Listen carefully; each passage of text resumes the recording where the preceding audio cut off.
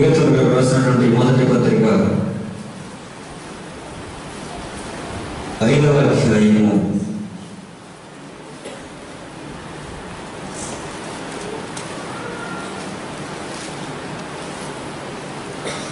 7వ వచనం చూస్తూ ఉన్నాం.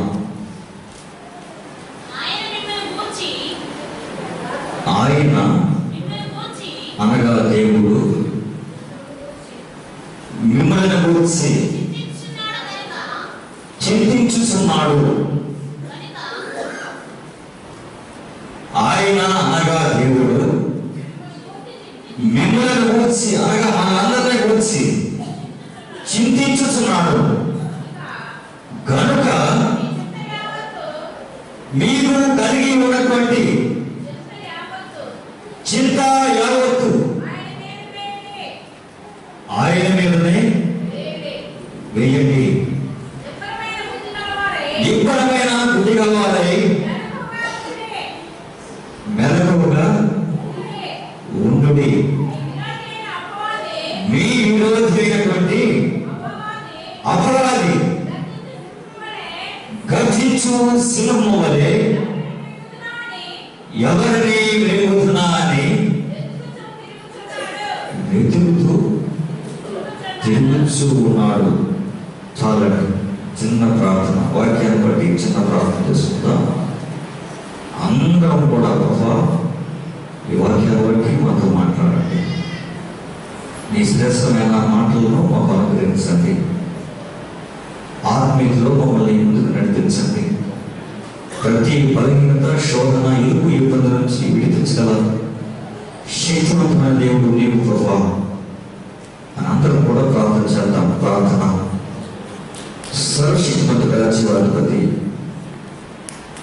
కృపగల మా యేసయ్య నీ వందనాలు, స్తోత్రాలు చెల్లిస్తూ ఉన్నాం.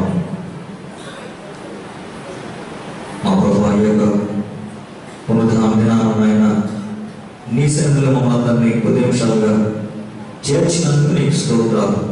నేను స్తుతించడానికి మీరు మాకు ఇచ్చిన ధన్యత కొరకే నీకు స్తోత్రాలు చెల్లిస్తూ ఉన్నాం. ఇంతవరకు పాటల్లో, వాయిద్యంలో, మొదటి నీ దాస వర్తమానంలో స్తుతి ఆరాధనలో మీరు మీ ఆత్మ తోడుగా ఉంచి మా ప్రభా చక్కగా నడిపించినందుకు నీకు స్తోత్రం చెల్లిస్తున్నాం. ఆయన ఈ ప్రాంగణంలో ఏర్పాటు చేస్తున్న దుష్టశక్తులను నీ నామంలో లయపరుస్తున్నాం. ప్రభా ఈ ప్రాంగణం చుట్టూ మీకు అవతారాలు దయచేయండి. ప్రతి ఒక్క బిడ్డ చుట్టూ మీకు అవతారాలు దయచేయండి. ప్రతి ఒక్క వ్యక్తి చుట్టూ మీకు అవతారాలు దయచేసి ప్రతి ఒక్కరికి మా ప్రభా వినగలించేవి, గ్రహించే మనసును కూడా మీరే ప్రసాదించమని మనం చేస్తూ యేసయ్య నామములో వేడుకొంచున్నాం తండ్రి. ఆమేన్. ప్రభు నందు ప్రియమైనవారా, చదువుకున్నటువంటి వాక్య భాగంలో మనం చూసినట్లయితే గ్రంథకర్త పేతురు దేవుని యొక్క శిష్యుడైనటువంటి యేసు ప్రభు శిష్యుడైనటువంటి పేతురు. ఎవరండి ఈ పేతురు గారు? ఈ పేతురు గారు ఎవరంటే యేసు ప్రభు శిష్యులలో ఒకడు. ఈ పేతురు గారికి చక్కటి నామకరణం కూడా మారబడుతుంది. పేతురు గారికి చక్కటి నామకరణం మరొకటి బిరుదు కూడా దేవుడే ఇచ్చాడు. స్వయాన దేవుడే స్వయాన బిరుదు ఇచ్చాడు పేతురు గారికి. ఏమని బిరుదిచ్చాడు? యోహాను రాసిన సువార్త 1వ అధ్యాయము 25 నుంచి 27 మధ్యలో ఉంటుంది.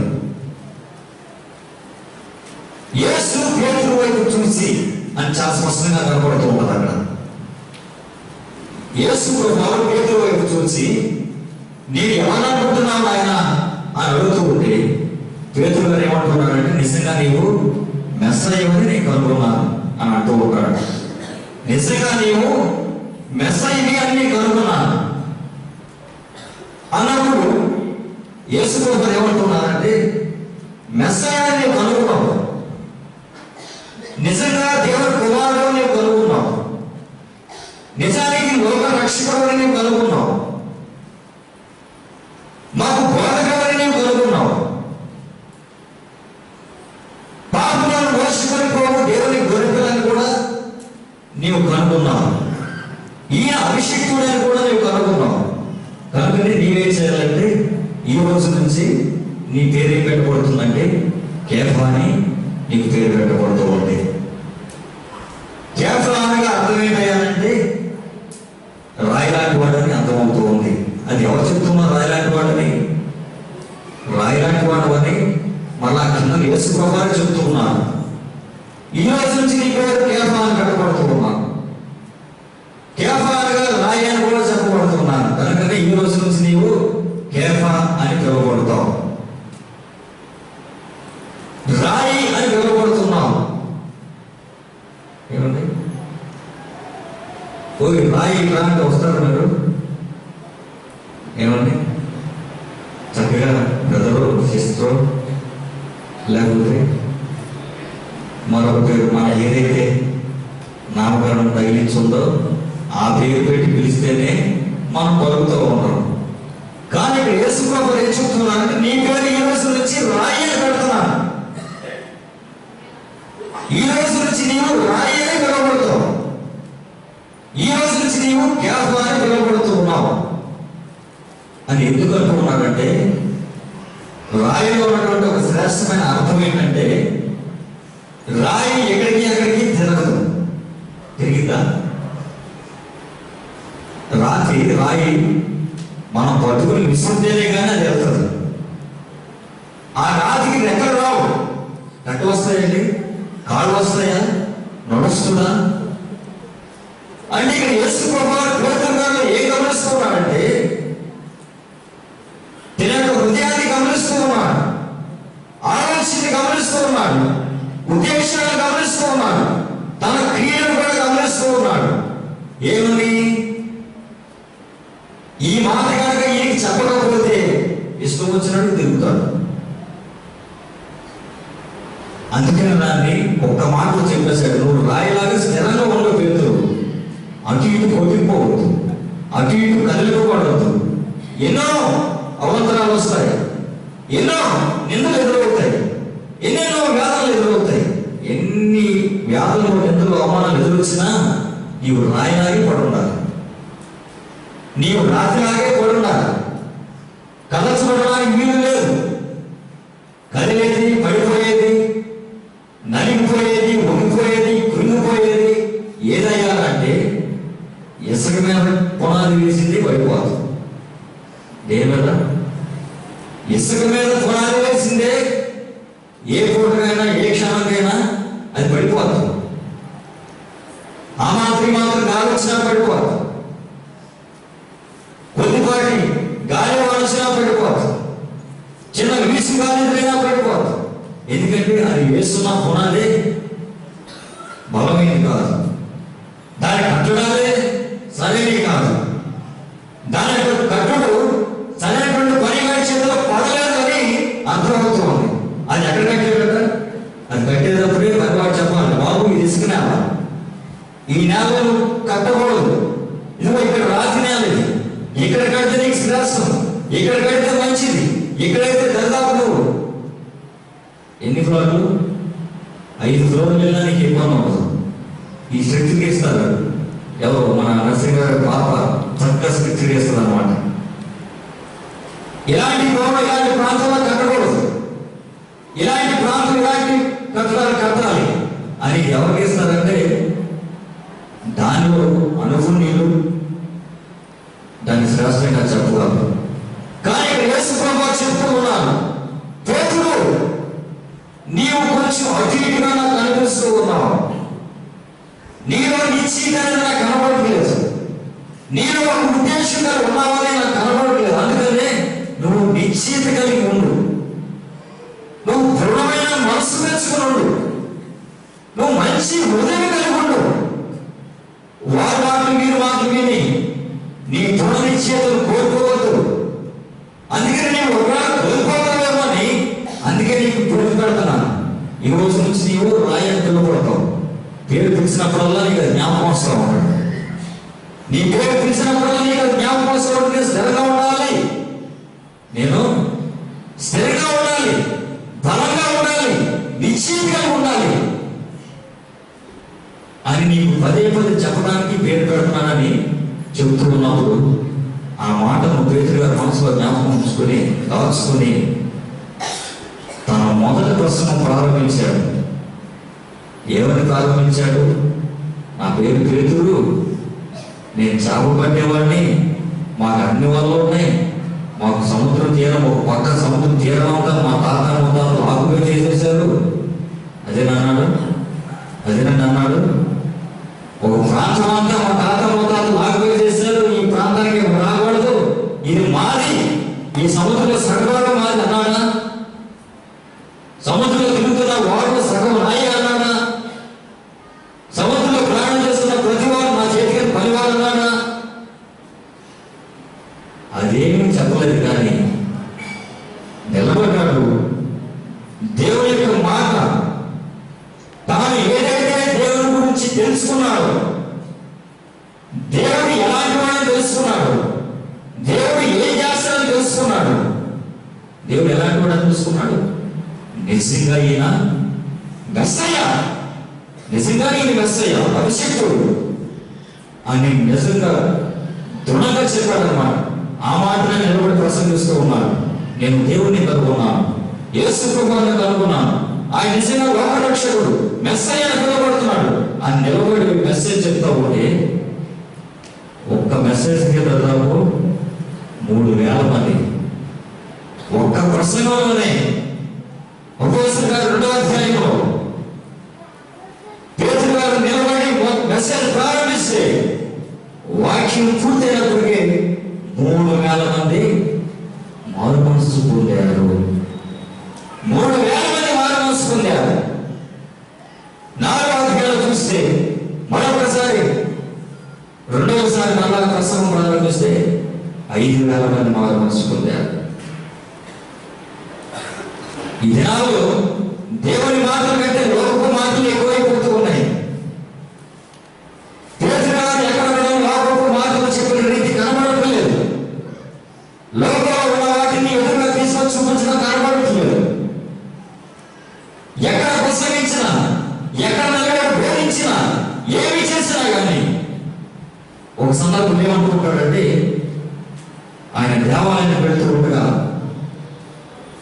గుండె విషయాలు దారి ప్రక్కన కూర్చున్నాడు.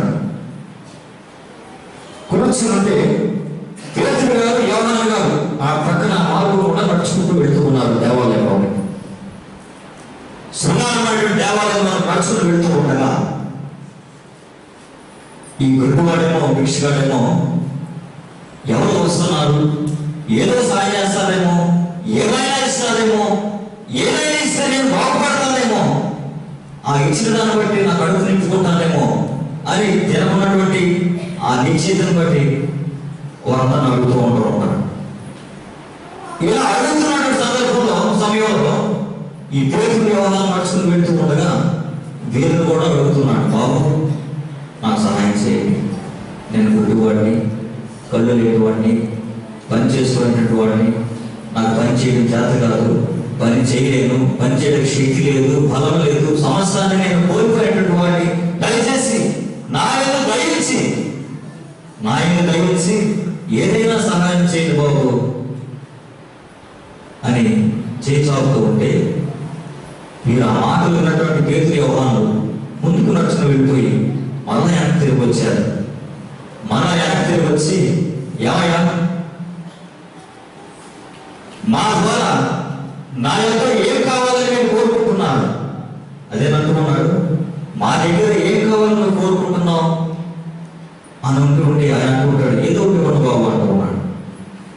పేతురు ఎవరు అంటున్నారు, మా యొక్క వెండి బంగారం మా దగ్గర లేవు, కానీ వెండి బంగారం మా యొక్క ఏమీ లేవు, కానీ మా దగ్గర ఉన్నది ఒకటి ఉన్నది, అది దేవుని శక్తి, అది దేవుని వాక్యం. నీవు నమ్మినట్లయితే, నీవు విశ్వసించినట్లయితే ఈ క్షణమే ఆ ప్రాంతం నుంచి లే అన్నారు లేదా? నీ విశ్వాసం కలిగి ఒకవేళ మా యొక్క ఏదైనా ఆశిస్తున్నట్లయితే మేము ఇవ్వాలనుకుంటున్నాం, ఆ ప్రాంతం నుంచి నువ్వు లే, బలపడు, నిలబడు, పని చేసుకో, పని చేసుకుని కష్టపడి ముందుకు సాగు. దేవునికి స్తోత్రం, దేవునికి స్తోత్రం. మా యొక్క ఏమి లేవు, మనంతా అన్నీ ఉన్నాయి. వీరో తెలిస్తే మూడు అంతా, వీరో తెలిస్తే దొంతులు ఎవరిని గుర్తించడానికి, ఏమండి ఎవరిని గుర్తించడానికి ఇంతెంత దొంతులు, ఎంతెంత ఎవరు పడదు. ఒకవేళ నీకు సాధ్యమైతే, ఒకవేళ నీకు వీలైతే నలుగురిని దేవుళ్ళకి నడిపించడానికి ప్రయత్నించు. నీ సాక్ష్యాన్ని చెప్పి నలుగురికి దేవుడి మాటలు పంచిపెట్టు. నలుగురికి నీ సాక్ష్యాన్ని పంచిపెట్టు. నీ ఒత్తులని శ్రేష్టమైన వాడని నలుగురికి రుజువు చేయించు. అదే అంటూ ఉన్నాడు, మా దగ్గర వెండి బంగారు లేవు కానీ మా దగ్గర ఉన్నదే నీకు ఇస్తాను. అక్కడ చూస్తుంటేనేమో యేసు ప్రభువు చెప్పినటువంటి మాటలు నిలబడి చెప్తా ఉంటే గొప్పల మంది 3,000, 5,000 మారు మనసు పొందుతూ ఉన్నారు.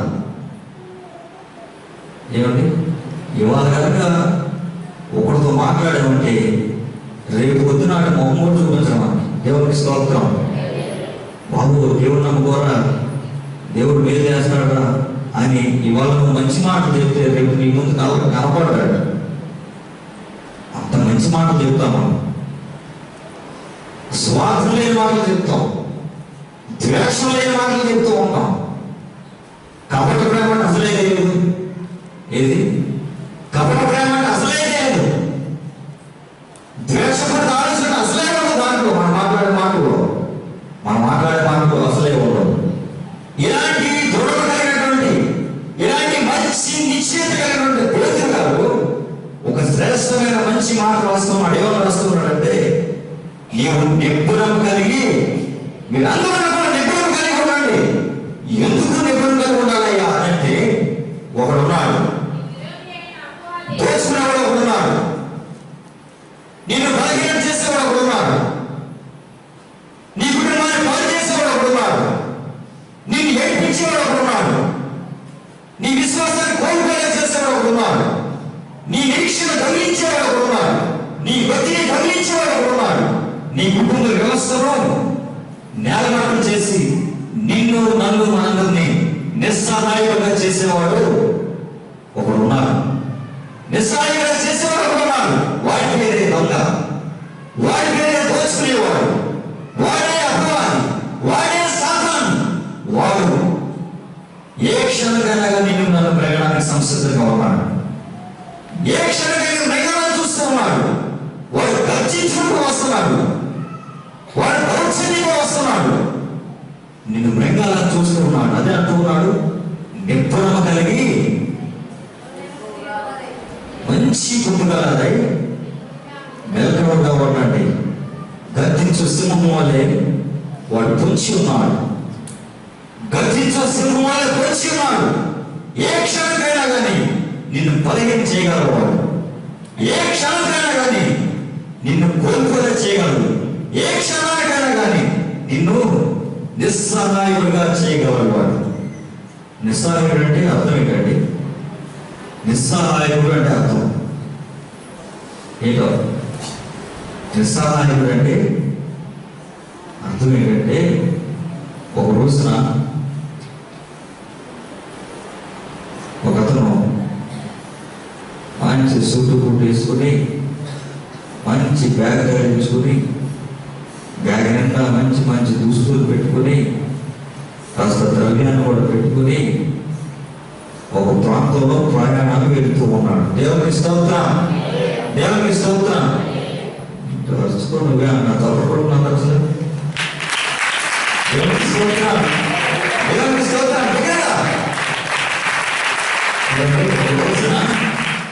ఒక అతను నడుచుకుంటూ వెళ్తూ ఉన్నాడు.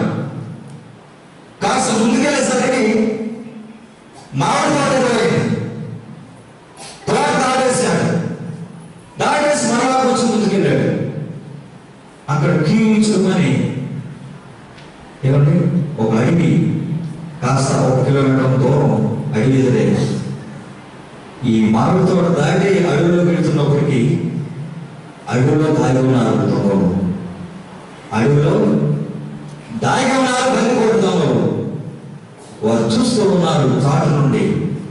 ఎవరైనా ఈ మార్గంలో వస్తాడేమో, దేవునికి స్తోత్రం. ఎవరైనా ఈ మార్గంలో వస్తే